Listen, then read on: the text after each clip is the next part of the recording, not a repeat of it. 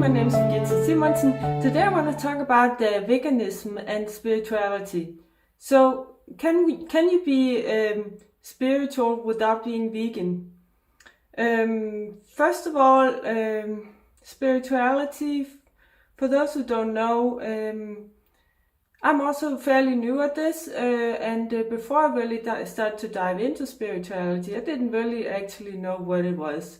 So I'll just explain my perception of spirituality. It may be wrong, you may have another perception of spirituality. But for me, spirituality is that we are one. Everything in the universe, animals and people and even things and plants, we are all one. And also plants and animals and people, we are, or don't know about plants, but animals and people, we all have one soul. We all have a piece of one universal soul, which plays into that we're all one. We're all a piece of one thing. At the base of the universe is oneness, that we are not separated. We are all one. And that also we don't die when we have a body. We are not our body. We have a spirit, and we are not our body. We have a body. And also we are not our mind. We have a mind, and our mind have thoughts, but we are not our thoughts.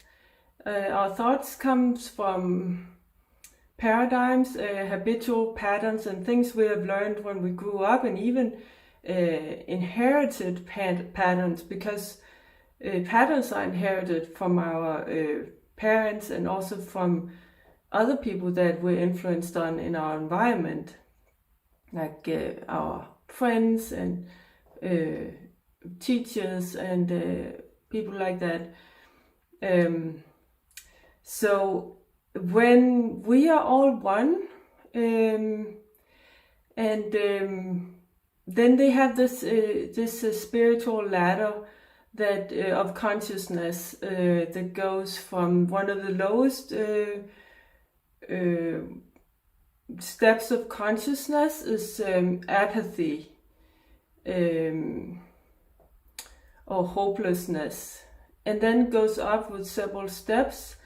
Many steps, and one of the highest levels is pure love for everything and everybody, and you just want to do good for everybody, and we don't want to harm anyone, of course, and that's where we come into veganism, because obviously when we are eating meat, then we're harming an animal. It has to die for people to consume its meat, and also it's going through lots of suffering in its life just to grow up to be slaughtered and killed for human consumption.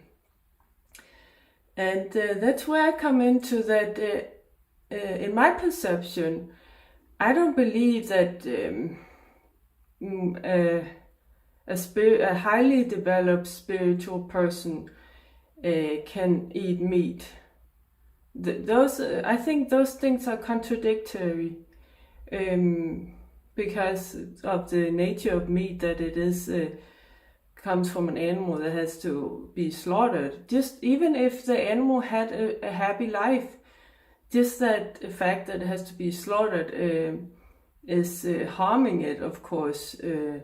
So I don't believe that highly developed spiritual people or highly spiritual people, they can't be eating meat, which is also, I think, shows itself a little bit when you think about monks in Tibet or other places. As far as I know, they are all vegans, and I have heard also that when they walk on the street, they have a little broom that they brush in front of them, and they brush the path that they're going on in front of them, And they do that so that they don't accidentally step on a bug, an insect. And I love that. That just shows that they show so much compassion about everything in their life. Everything, not in their life, but everything in the world. And I'm sure sometimes they may step on a bug anyway, but I don't know what they do, if they make a little prayer for it or... But anyway, they make effort to try not to hurt anybody or anything or any animal. And I think we could learn a lot from that. I'm not saying that we all should be brushing the streets in front of us, but we can do a lot with just stopping to eat meat, and also consuming other animal products like dairy and fish, and fish is also meat in my opinion, and eggs. So I think it's a great teaching to be more conscious of that we are not the only ones in the universe, and when we're actually hurting animals, we're hurting ourselves, because we are all one. Which comes back to karma. If you know karma, then it is that you get what you give. So when you give love, and when you're a loving person, then you get love in return. And the opposite goes too. If you're a mean person, then you get meanness back to you. It may not be coming right away, but it is coming. And it's very obvious for me when with the karma, when people are eating meat, then they get sick. And I think that is karma, because meat makes people sick, and because we're not supposed to be eating it. It's not our nature. It's not people's nature to eat meat. So it makes perfect sense to me, at least. Comment below and let me know what you think, and please share it with your friends and family. And don't forget to like, follow and subscribe, and click that little notification bell if you're on YouTube. That way you get notified every time we upload a new video. And take care. Bye.